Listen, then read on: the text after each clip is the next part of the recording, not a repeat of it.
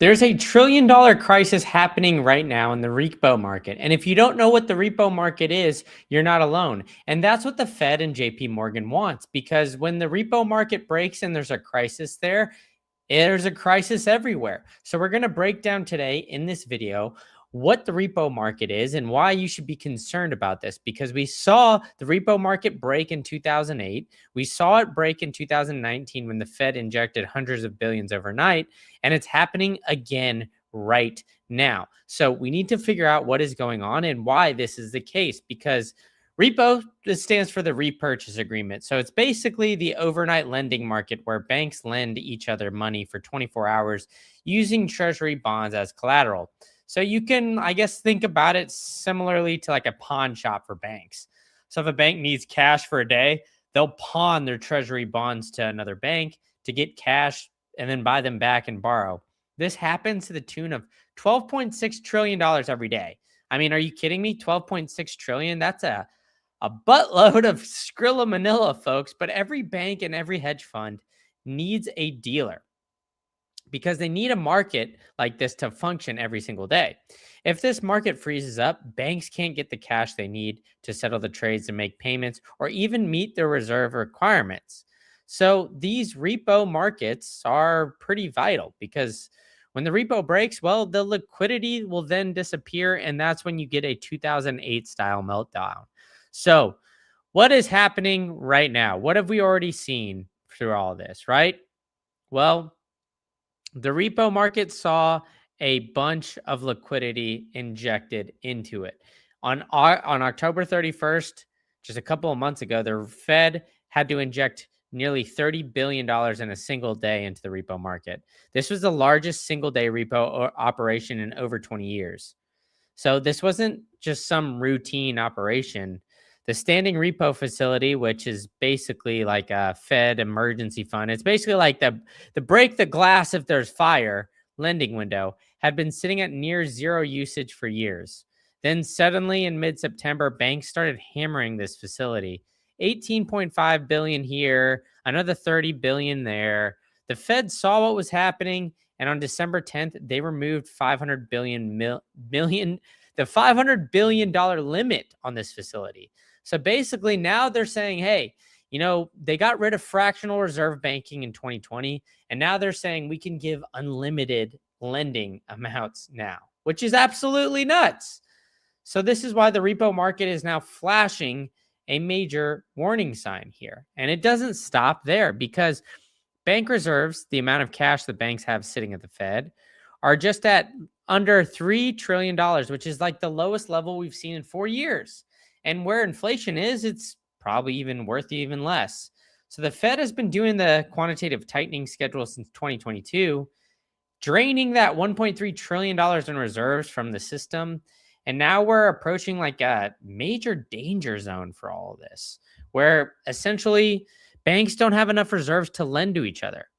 And this is exactly what happened in 2019. Now, I know 2019 doesn't sound like a major crisis or anything like that, especially when you line it out. But when you really look at what was going on in 2019, the Fed raised interest rates for a specific reason. And it seemed like a lot of things started to break once the Fed raised interest rates in 2019. So then Jerome Powell quickly stopped that. And I think that's why we saw some hairiness going on. And then, of course, we got the major blow up in 2020. Now, let's look back to the last time this happened, because it was in September of 2019, right? So this is where we need to understand like the current market vulnerabilities to really understand, hey, what happened in 2019 and why is this an issue here right now? So in September 2019, overnight repo spiked 2% to 10% in a single day. The SOFR, the secured overnight financing rate, which is essentially the benchmark for the repo rate, that jumped, like it over doubled from 2.4 to over 5.25. So the banks with cash then refused to lend, even at like crazy 10% rates. So then the markets like froze. Like, I mean, it's insane. Banks quit moving money. So two crazy things happened all at once. The corporate tax payments that were due, draining the cash from the system, and a big treasury auction settled, which meant more cash was leaving the system. So this sucked $120 billion worth of cash out of the banking system in a single day. Literally, just poof, gone. Bank reserves had been falling for years from 2.8 trillion in 2014 to 1.4 trillion by September 2019. Banks hit their internal reserve limits and refused to lend even to each other. The Fed had to inject $75 billion immediately on September 17th. They continued, pumping in $75 billion every single day through the rest of that week. I mean, so they just kept pumping more and more liquidity. And now here's the scary part. In 2019, the reserves were at 1.4 trillion when things broke. Right now, they're at 2.8 trillion. So we have more reserves than in 2019, but we're already seeing the same stress signals with literally double the amount of reserves now.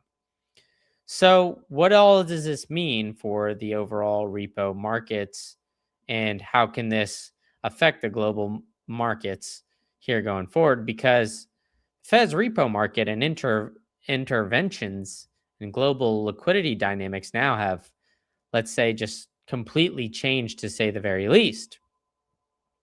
Right? We just had a government shutdown in October, and that pushed the TGA balance to 1 trillion.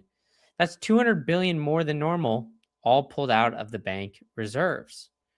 So now the government's checking account at the Fed is way more volatile than ever before. And, now we have some sort of potential for this repo global problems that my friend Jeff Snyder went over. The mainstream narratives treat reserves as the ultimate determinant of financial stability. The data showed that stress in the repo market that in MERS 2019 spiked 10% overnight, and now it's roughly twice as high. But now we're seeing what Jamie Dimon is calling some cockroaches in this market as well. Because if we can continue to connect the dots, Jamie Dimon said that in October they should have gotten way more attention. The earnings call admits that this $170 million loss on a subprime auto lender called Tricolor that went bankrupt should have gotten more warning. And he said, I probably shouldn't say this, but when you see one cockroach, there are probably more. Everyone should be forewarned on this one. And right after that, First Brands, an auto parts supplier, filed bankruptcy with over $2 billion hidden in loans. Then two regional banks, Zions and Western Alliance, disclosed fraud and loan losses. Zion stock fell 13% in a day. Western Alliance down another 10%. And even Jerome Powell addressed what was going on. So we've had credit built on markets since 2010, and then 15 years of easy money with basically zero interest loading up on debt. And now the rates are higher and the economy is slowing. And all of these companies that borrowed a bunch of rates, well, they're the quote unquote cockroaches that Jamie Dimon is calling. I mean, maybe we should call Jamie Dimon Tony Montana at this point, because he's calling everybody cockroaches. But, you got to keep a close eye on what is going on here, because this is the angle of the shadow banking. The Fed revealing that $240 billion in loans were reclassified from traditional banks to non-bank lenders. So these shadow bank lenders don't have access to the Fed emergency lending. And then shit hitting the fan, that's essentially they have to either sell off those assets or default. So, at the end of the day, these cockroaches that Jamie Dimon is describing, well, it's the shadow banks, right? That's essentially where we're seeing massive amounts of, these market cycles going through. So these shadow banks now don't have access to the Fed emergency funds. And many of them fund themselves in the repo market literally every single night. So now there's even more, right? There's a $2 trillion ticking time bomb at the Fed for all of this. And now when you really dive deep into what the Federal Reserve is saying, is that the $2 trillion trade happening in the Treasury market is dependent on the repo market working. So now if this repo market doesn't work, well, hell or high water, we are screwed, folks. We are not in a good spot, right? So we've really got to keep a close eye, like I said, on this repo market, because it helps determine so much about the market, right? there is, you know, shouldn't be as drastic as I'm saying, but I mean, the shadow banking industry essentially runs it all, right? So there's an arbitrage between the treasury bonds and the treasury funds. So these hedge funds buy actual treasury bonds and then short the treasury future to profit from the difference. And I mean, at the end of the day, like, okay, sure, you could say it sounds safe, but it's an arbitrage at the end of the day, right? It's just capturing that tiny spread. So to really like make a bunch of money on these spreads, you need to lever up like 20 to 50 times.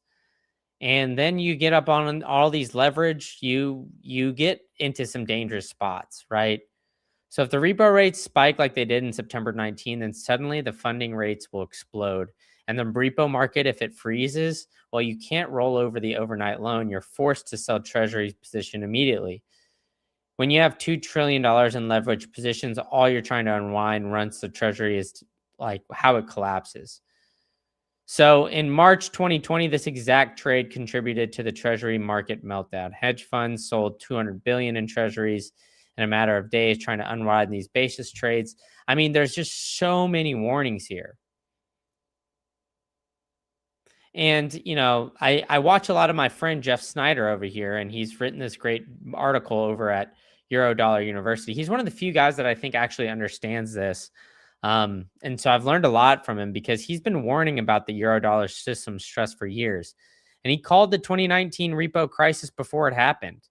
So he's been focusing on all of this, and he's been sounding that alarm since September that the Fed is losing control of this. So here's what most people miss is the Fed only controls a small part of the dollar system. The massive offshore dollar market, or the euro dollars, as Jeff puts it, is where the foreign banks and the companies borrow the dollar. And this system is bigger than the Fed. And it's completely opaque. When the system seizes up, like it did in 2008 and in 2019, it creates a global dollar shortage. So Jeff's been tracking this. And the big picture with all of this is that the repo market is in some dire stress. Now, if the Fed decides to cut interest rates, that can make it even worse. So the repo market stress is worse than anytime since 2019. The reserves are at 4-year lows. The standing repo facility has been hit repeatedly. There's credit system alarms sounding cracks. $2 trillion basis trade dependent on the standard repo markets being funded. I mean, the list goes on and on, where the Fed is trapped between inflation and financial stability. And when you look at the Dixie, well, hey, it's actually off to a good start here. Oops. Maybe I clicked on some ad here, but it actually is off to a decent start here. Year to date, up 0.2%. 2 green days here in a row. But, the S&P 500, on the other hand, started off year to date, sadly down. So we'll be keeping a close eye on the market and how this is closely affecting everything, especially because the Fed's balance sheet now just surged another $25 billion about on the week ending December 24th, and its biggest jump since the March 2023 banking crisis. So we're starting to see the Fed start to inject some liquidity, some issues in that repo market, a lot of basically cracks underneath the surface when it comes to the financial plumbing of this great country. So we're going to start breaking all of that down, but make sure you guys are subscribed for me. Literally 99% of you guys that watch this channel are not subscribed.